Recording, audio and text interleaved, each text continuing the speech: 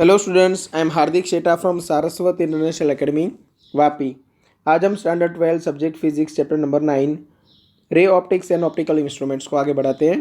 तो आज हमें एक्सरसाइज में क्वेश्चन नंबर 9.6 से स्टार्ट करना है।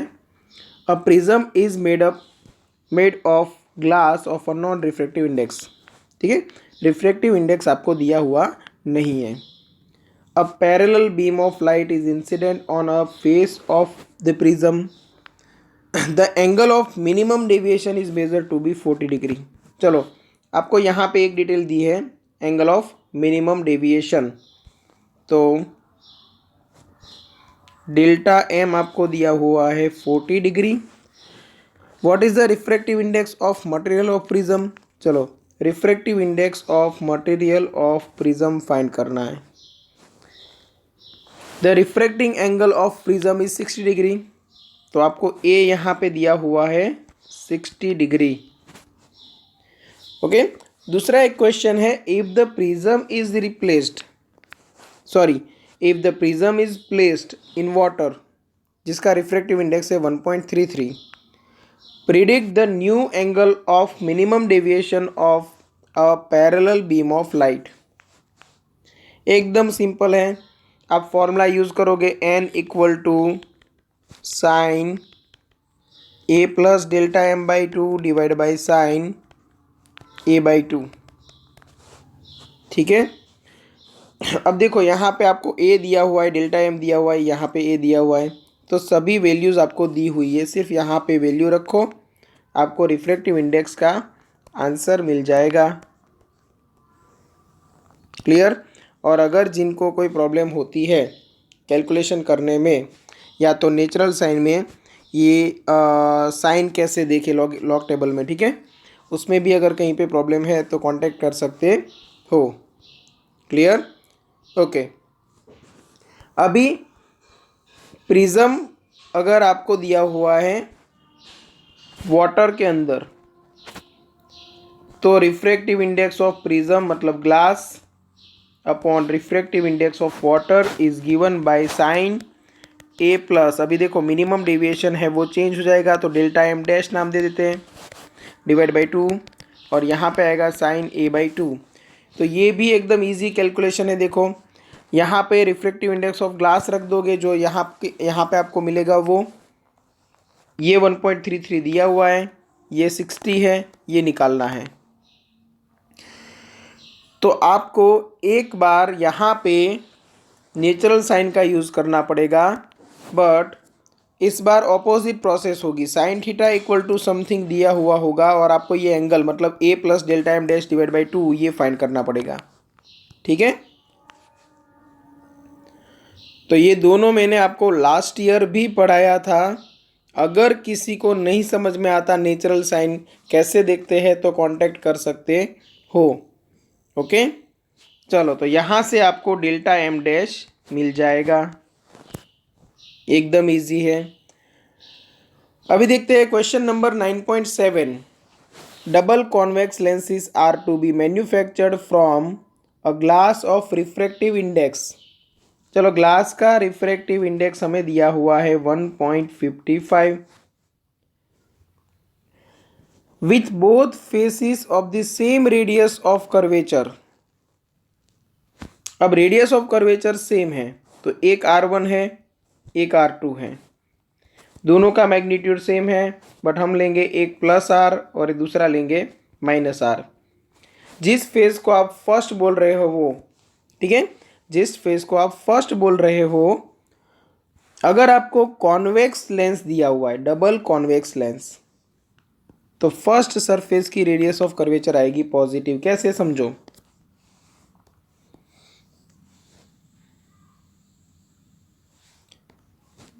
सपोज ये लेंस है, जब मैं इंसिडेंट रे यहाँ से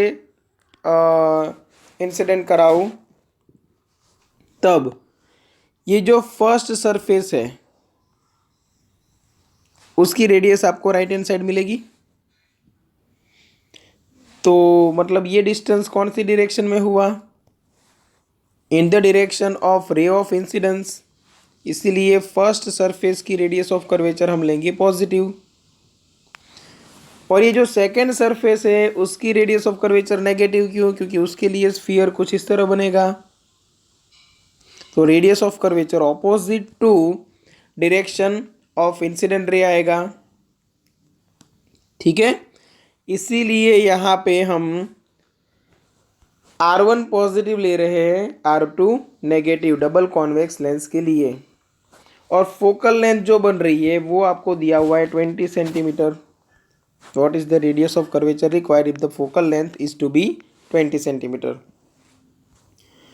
अब देखो ये लेंस के सराउंडिंग मीडियम नहीं दिया है तो बाय डिफ़ॉल्ट हम एयर ले लेंगे। ठीक है, बाय डिफ़ॉल्ट हम एयर लेने वाले हैं। तो यहाँ पे N2 minus N1 upon N1 में N1 क्या हो गया? 1। तो डायरेक्ट फॉर्मूला में आप अप्लाई कर सकते हो N माइनस 1, क्योंकि आउटर मीडियम एयर है तो नीचे भी 1 ही आएगा। और यहाँ पे फॉर्मूला बनेगा 1/R1 माइनस 1/R2 से। चलो, तो 1/F की जगह पे मैं क्या यूज़ कर सकता हूँ? 20। यहाँ पे 1.55 माइनस 1, यहाँ पे 1/R माइनस 1 यहाँ पे क्या करोगे? Minus R। तो ये 1/20 इक्वल टू ये हुआ 0.55 और ये 2 डिवाइड बाई R। तो R आपको मिलेगा 155 डिवाइड बाई 100 इंटू 25 11 22। R आपको मिलेगा 22 सेंटीमीटर। ठीक है, इजी कैलकुलेशन है, विदाउट कैलकुलेटर हो जाएगा। तो ये हुआ 9.7 का सॉल्यूशन। अब 9.8 देखते हैं। A beam of light converges at point P। Now a lens is placed in the path of convergent beam, let's say at 12 centimeter from P. At what point does the beam converges if the lens is? दो question है यहाँ पे, देखो एक A करके दिया है, a convex lens of focal length 20 and a concave lens of focal length 16 centimetre. तो यहाँ पे ऐसा क्यों बोला गया है कि a beam of light converges at point P? तो समझो कि सपोज ये प्रिंसिपल एक्सिस है। ठीक है, एक लाइट का बीम है वो ऐसे आ रहा था,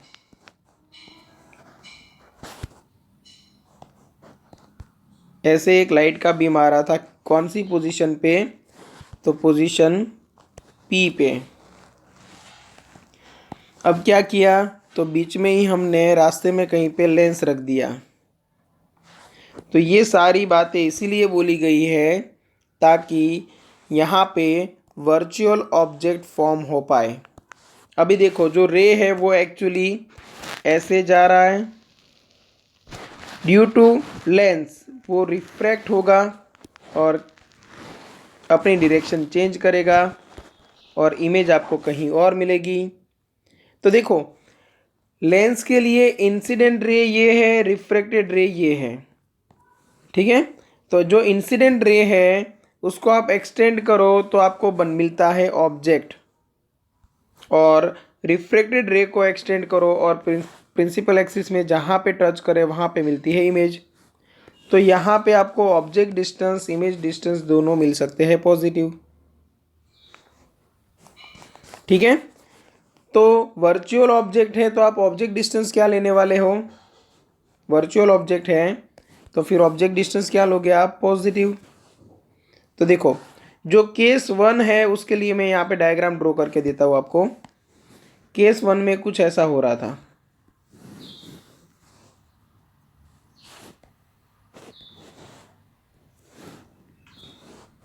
ये लेंस है, रे जो है वो ऐसे ट्रैवल करके आया और वो कन्वर्ज हो रहा था किसी एक पोजीशन P पे। आफ्टर रिफ्रैक्शन वो कन्वर्ज हो गया किसी एक पोजीशन I पे। तो ये बन गया ऑब्जेक्ट डिस्टेंस U, ये बन गया image distance V। At what point does the beam converge if lens? तो मतलब कौन सी पोजीशन पे लेंथ जो बीम है वो कन्वर्ज हो रहा है, तो मतलब पोजीशन वी फाइंड करनी है हमें। ठीक है, तो ए के लिए आप u इक्वल टू ले लोगे +12 सेंटीमीटर क्योंकि वर्चुअल ऑब्जेक्ट है। ओके, एफ आपको दिया हुआ है +20 सेंटीमीटर, प्लस क्यों लिया क्योंकि कॉन्वेक्स लेंस है, और u हमें निकालना है। तो लेंस फॉर्मूला अप्लाई कर सकते हो, -1/u + 1/v equal to 1/f। तो -1/12 + 1/v इक्वल टू 1/20। तो यहाँ पे आपको v मिल सकता है, चलो ये मिल जाएगा। कंडीशन बी के लिए कॉन्वेक्स की जगह पे आपने कौन सा लेंस यूज़ किया, कॉनकेव, तो u तो फिर भी +12 है, f हो जाएगा -16 क्योंकि 16 सेंटीमीटर फोकल लेंथ वाला कॉनकेव लेंस यूज करना है। कॉनकेव वर्ड आया मतलब f and r negative. v निकालना है तो लेंस फॉर्मूला का यूज करो, क्या करोगे, -1/u + 1/v equal to 1/f, और यहां से v निकाल लो। ठीक है, तो कैलकुलेशन एकदम इजी है और क्वेश्चन भी इजी है। सिर्फ क्वेश्चन को दो हिस्सों में डिवाइड किया है, एक बार यूज़ किया है कॉन्वेक्स लेंस, एक बार यूज़ किया है कॉनकेव लेंस। ठीक है, सेम ऐसा डायग्राम आप कॉनकेव लेंस के लिए ड्रॉ कर सकते हो, बट लेंस बन जाएगा कॉनकेव ऐसा कुछ, और रे है वो डाइवर्ज होगा, मतलब यहाँ से थोड़ा दूर मिलेगा प्रिंसिपल एक्सिस पे। ठीक है, चलो क्वेश्चन नंबर 9.9 देखो। An object of size 3 centimetre is placed 14 centimetre in front of concave lens of focal length 21 centimetre. सबसे पहले डिटेल लिख लो। तो देखो आपको ऑब्जेक्ट की साइज दी है 3 सेंटीमीटर, ऑब्जेक्ट डिस्टेंस दिया हुआ है -14 सेंटीमीटर, और कॉनकेव लेंस है तो फोकल लेंथ भी आएगी नेगेटिव, तो -21 centimetre. Describe the image produced by the lens, what happens if the object is moved further away from the lens. ठीक है, तो ये देखो यहाँ पे आपको बोला गया है डिस्क्राइब द इमेज, उसके लिए मैग्निफिकेशन फाइंड करना है, मैग्निफिकेशन के लिए पोजीशन फाइंड करनी है। तो पोजीशन ऑफ इमेज निकाल लेते हैं, उसके बाद मैग्निफिकेशन निकाल लेंगे। तो यहाँ पे करना क्या है, सबसे पहले अप्लाई करो लेंस फॉर्मूला। अब लेंस फॉर्मूला क्या है, -1/u + 1/v equal to 1/f। -1/u की जगह पे -14 + 1/v एज इट इज़, और 1/f बनेगा -21। 1/v मिलेगा, -1/14 जो था उधर जाएगा, ये प्लस हो गया था, उधर जाके वापस माइनस हो जाएगा, तो -1/14 -1/21। ठीक है, LCM आएगा 42 और ऊपर आएगा -3 -2 दैट इज -5, तो ये 1/v बनेगा -5 / 42। तो आपको v की वैल्यू मिल जाएगी, v कितना मिलेगा,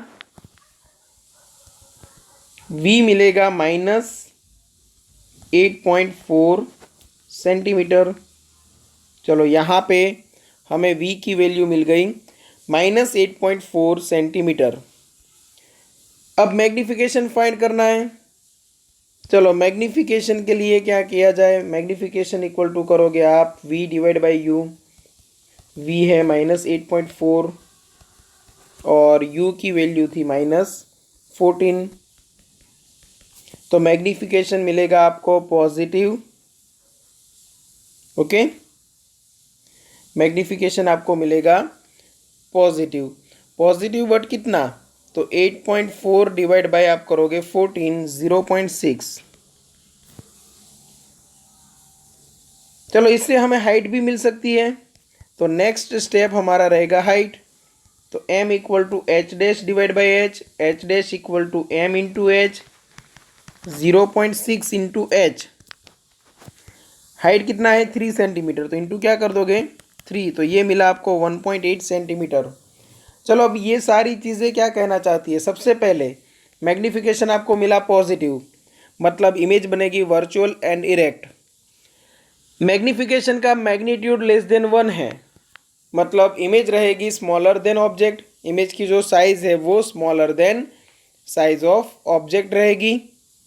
और वो भी हमें कितनी मिल गई, देखो ऑब्जेक्ट की हाइट 3 सेंटीमीटर, यहाँ पे इमेज की हाइट मिली 1.8 सेंटीमीटर। यहाँ तक क्लियर। एक और क्वेश्चन यहाँ पे है छोटा सा, देखो what happens if the object is moved further away from the lens. तो आप कॉनकेव लेंस का रे डायग्राम स्टडी करो तो आपको पता चलेगा कि अगर ऑब्जेक्ट यहाँ पे है, सपोज ये प्रिंसिपल फोकस एफ है, इमेज यहाँ पे मिली, ऑब्जेक्ट को मैं थोड़ा दूर लेके गया, इधर लेके आया, इमेज आपको यहाँ पे मिलेगी। ऑब्जेक्ट को और दूर लेके गया, यहाँ पे लेके आया, इमेज आपको यहाँ पे मिलेगी। तो धीरे धीरे देखो साइज भी डिक्रीज होगी और जो इमेज है वो अवे फ्रॉम मिरर जाएगी। और कब तक जाएगी, तो मैक्सिमम प्रिंसिपल फोकस तक जा सकती है। अगर मैंने ऑब्जेक्ट को इन्फिनिटी पे रख दिया तो इमेज मुझे मिलेगी प्रिंसिपल फोकस पे और एकदम पॉइंट साइज जैसी। ठीक है, तो फिर आपको लिखना क्या है आंसर में, लिखना सिर्फ इतना है कि as the object is moved away from the lens the virtual and erect image moves towards focus of the lens but never beyond it। कभी भी प्रिंसिपल फोकस से आगे नहीं निकलेगी image. The image also reduces in size। Okay, image है उसकी size भी reduce होती जाएगी।